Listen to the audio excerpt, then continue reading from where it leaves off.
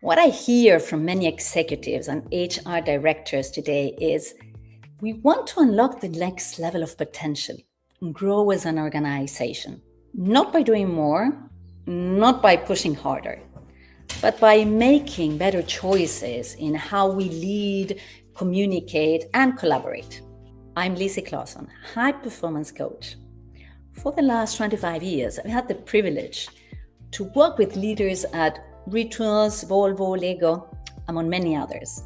I'm also the author of From Suffering to Surfing and Performance Alchemy. Both hit #1 on Amazon. I work with a team of amazing individuals at Brighter Leaders. You can learn more about our work at brighterleaders.com. Most organizations don't have a performance problem. They have a repeatability problem. Things work, but only when the right person is involved, mainly when leaders step in. And that's exactly where burnout begins. Because if performance depends on you, it doesn't scale. So the real question is, how do you build performance that holds, even when you step back? The core message I wish you to take with you today is this: making performance repeatable is not about more control. It's about shifting where leadership happens. Most leaders, especially high performance, become the engine of execution. They solve, they decide, they push, and it works until it doesn't. Because over time, decisions move upward, ownership weakens, initiative drops, and leaders become bottlenecks.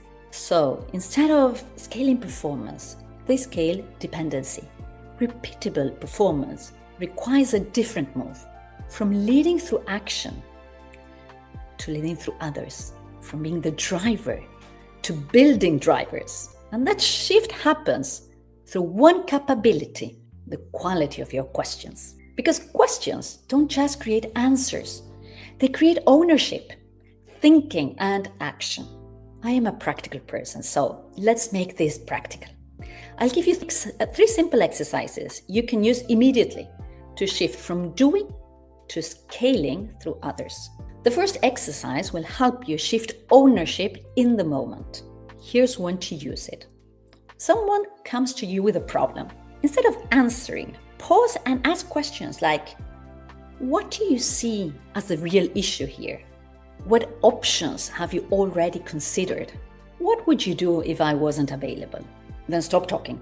What happens here is critical. You shift them from reporting to thinking, from dependency to ownership. I'll share with you why this exercise works.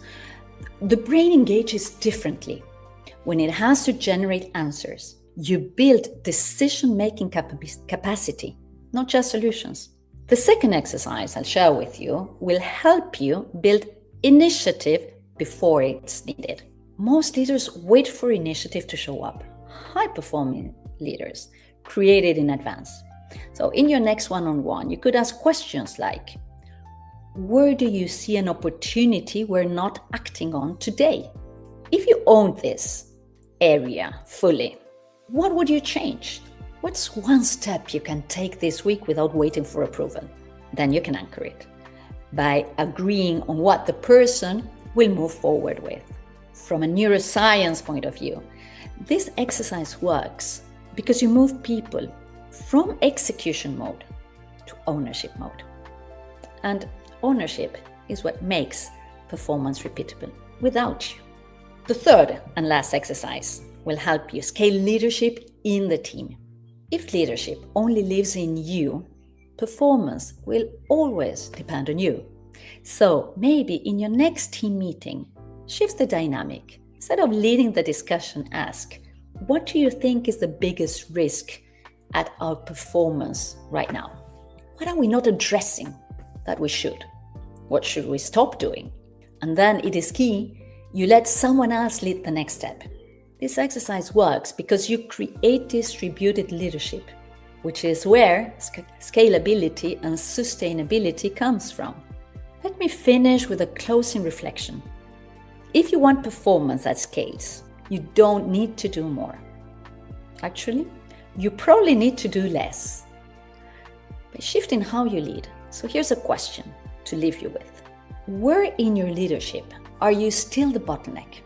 And what question could you ask instead of stepping in? Because the moment you replace answers with the right questions, you don't just solve today's problem. You build the capacity to perform again and again without burning out.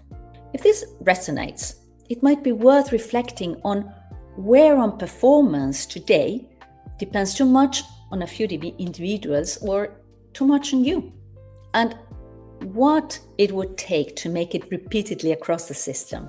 I'd be happy to exchange perspectives if you'd find it useful.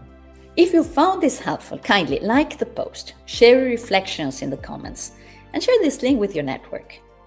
I would love it if you could share with me one thing that you found helpful today.